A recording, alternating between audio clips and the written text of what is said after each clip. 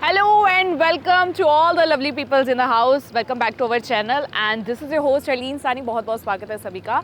And आज का जो प्रोजेक्ट है बहुत ज़्यादा स्पेशल है बिकॉज बहुत यूनिक है. हमेशा स्पेशल तो बोलती हूँ लेकिन प्रोजेक्ट बहुत यूनिक है बिकॉज इसमें सिर्फ रेजिडेंशियल नहीं बताने वाली, रेजिडेंशियल प्लॉट्स की नहीं बात होगी, सिर्फ कमर्शियल प्लॉट्स की बात नहीं होगी. इसमें आपको इंडस्ट्रियल प्लॉट्स भी हम दिखाने जा रहे हैं.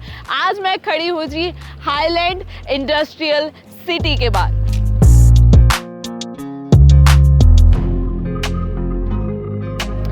तो जी हमारा प्रोजेक्ट कैसे स्टार्ट हो जाता है. फिलहाल मैं आपको ये रोड के बारे में बताती हूँ. ये 100 फीट वाइड प्रपोज रोड है. इसके बाद हमारा प्रोजेक्ट शुरू होता है. अब मैं थोड़ा कनेक्टिविटी की बात कर देती हूँ. हम सबसे पहले मैं बताती हूँ यहाँ से 20 किलोमीटर के बाद, यानी कि चंडीगढ़ यहाँ से सिर्फ और सिर्फ 20 किलोमीटर पड़ता है. अब मैं थोड़ा लेकर आती हूँ आपको कैसे इस प्रोजेक्ट तक आप पहुँचोगे. चंडीगढ़ से स्टार्ट करते हैं. National highway 44 Chandigarh to Delhi highway जो जा रहा है वहाँ पे हमारे प्रोजेक्ट है. चंडीगढ़ से हम आगे आए तो उस रोड पे चले, यानी कि PR जो 7 एयरपोर्ट रोड है उसको क्रॉस करके आगे आए. थोड़ा और आगे आए तो डेरा बस्सी आता है. उसके बाद हमारा टोल प्लाजा आ गया. टोल प्लाजा के बाद आप देखते हैं यहाँ पे इस साइड हॉस्पिटल आएगा एंड यहाँ पे रेलवे ड्राई पॉट आएगा. उसके बाद ही लेफ्ट टर्न लेने के बाद आपका प्रोजेक्ट जो है स्टार्ट हो जाएगा. यानी कि हम यहाँ पे इस वक्त खड़े हैं लालड़ू में.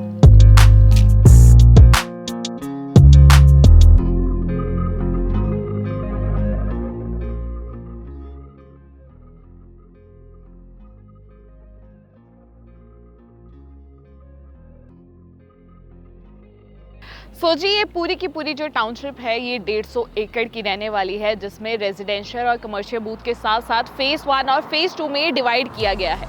गेटेड सोसाइटी है. गेट बन के तैयार है. 3 tier सिक्योरिटी होने वाली है, यानी कि 24/7 यहाँ पे सिक्योरिटी गार्ड्स होंगे, CCTV camera and boom barricade होगी. अब मैं आपको टूर कराती हूँ इस टाउनशिप का. Let's go. जी एंटर करते ही मैं आपको बता देती हूँ कैसे आप, यानी कि ये टाउनशिप को मैं एक्सप्लेन कर देती हूँ कहाँ कैसे मिलेगा. इस साइड आप मेरे देख रहे हैं, यानी कि एंटर करते ही लेफ्ट साइड यहाँ पे सारी कमर्शियल बूथ्स हैं एंड शोरूम्स भी आपको बीच में मिल जाएंगे, यानी कि बहुत सारे यहाँ पे ब्रांड्स आने वाले हैं. एंड इसके अलावा डेली नीड्स की सारी चीज़ें आपको यहीं पे मिल जाएगी. साथ ही अगर मैं ऑपोजिट साइड आपको दिखाती हूँ, ये सारा रेजिडेंशियल एरिया आने वाला है. अब हम इस साइड जाते हैं और दिखाती हूँ कि रेजिडेंशियल एरिया में आपको कौन से प्लॉट्स मिल सकते हैं. मेरे पीछे आप देख रहे हैं ये सारे रेजिडेंशियल प्लॉट्स हैं. आप देख रहे हैं मार्किंग जो है हो चुकी है. ये जो प्लॉट है प्लॉट नंबर 1 to 18 लिखे हैं. तो इस वक्त हमारे पास 100 एंड 125 गज दोनों अवेलेबल हैं. जी बिल्कुल, अगर आप लेना चाहते हैं हमारी टीम के साथ संपर्क कर सकते हैं. आपको मैं बता देती हूँ रेजिडेंशियल प्लॉट्स के सामने ही मैंने दिखाया था जैसे कमर्शियल बूथ्स हैं, कमर्शियल शोरूम्स होने वाले हैं, यानी कि डेली नीड्स की चीज़ें आपके सामने, आपको बाहर जाने की ज़रूरत है ही नहीं. ये जो रेजिडेंशियल प्लॉट्स का एरिया है, जैसे कि मैंने बताया 150 एकड़ की टाउनशिप है. तो ये जो रेजिडेंशियल एरिया है ये 10 एकड़ में बंटा हुआ है, यानी कि सारा का सारा जो एरिया 10 एकड़ में आपको पूरा का पूरा रेजिडेंशियल मिल जाएगा. जिसमें आप देख रहे हैं सीवरेज ऑलरेडी डल चुका है यहाँ पे एंड वायरिंग वगैरह होनी शुरू हो गई है. पाइपिंग लग चुकी है, सारे प्लॉट्स कर चुके हैं. एंड इस साइड आप देख रहे हैं कि स्ट्रीट लाइट्स भी लग चुकी है. ऑलरेडी सब कुछ हो चुका है. अब मैं बात कर लेती हूँ ये इंटरनल रोड्स की.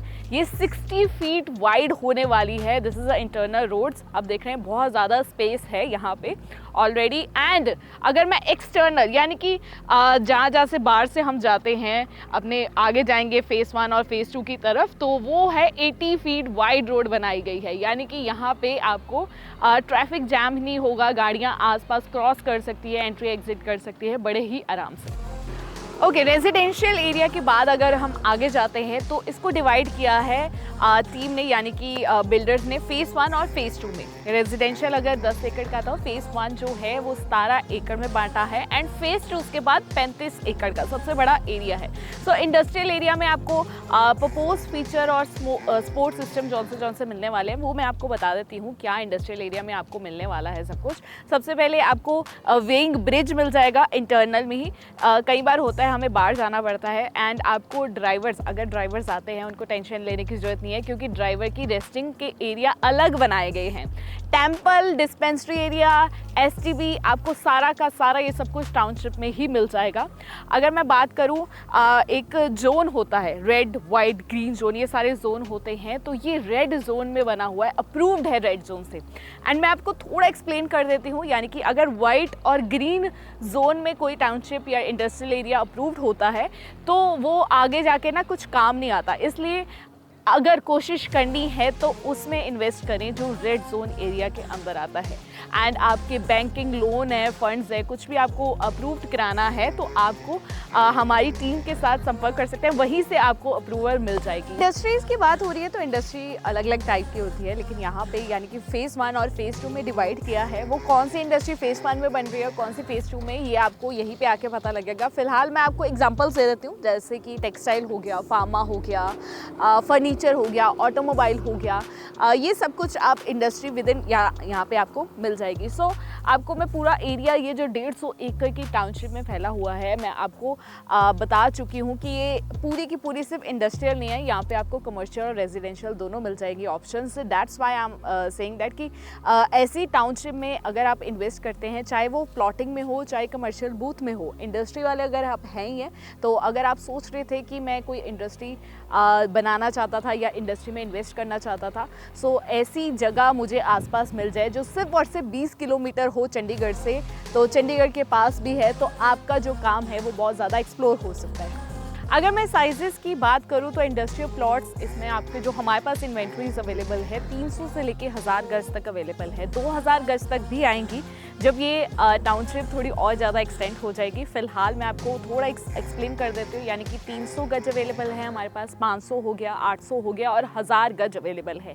2000 गज की भी इन्वेंट्रीज मैं बता रही हूँ कि आ सकते हैं, प्लॉट्स आ सकते हैं जब ये जो टाउनशिप है और ज़्यादा एक्सटेंड होगी। मैं आपको बता देती हूँ, ये वेल प्लान्ड, रेरा अप्रूव्ड है एंड गमाडा अप्रूव्ड है, इसलिए बैंक से लोन लेने में आपको कोई दिक्कत नहीं आने वाली। यानी कि कोई भी गवर्नमेंट डॉक्यूमेंट्स होते हैं वो भी आपको विद इन टाउनशिप, यानी कि हमारी टीम ही करा के दे देगी, कहीं ना कहीं हेल्प करा देगी आपको, बिकॉज ये जब वेल प्लान्ड, रेरा और गमाडा की चीज़ें आ जाती है, ये अप्रूव्ड हो जाएं, सो हमें कभी भी यहाँ पे कभी इन्वेस्ट करना है, चाहे वो रेजिडेंशियल, कमर्शियल या इंडस्ट्रियल एरिया हो, कभी प्रॉब्लम नहीं आती।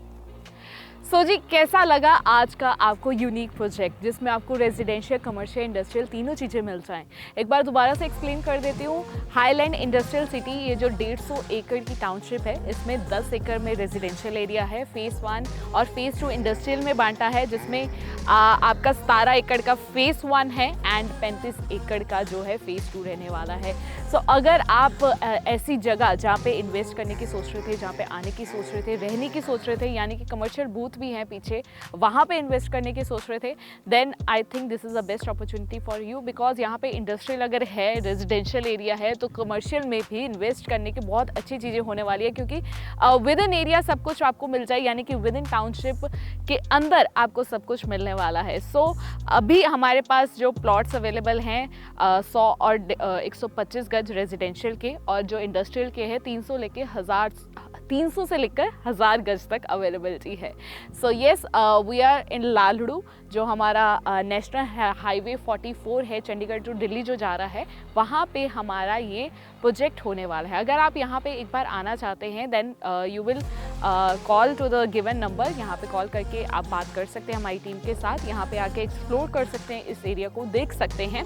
एंड अगर वीडियो अच्छी लगी हो तो लाइक ज़रूर करना, share with your friends and relatives, and comment करके अपने कोई भी सवाल है तो पूछ सकते हैं। मिलूंगी आपको नेक्स्ट वीडियो में, मुझे यानी कि अपनी होस्ट हरलीन सानी को दे इजाज़त।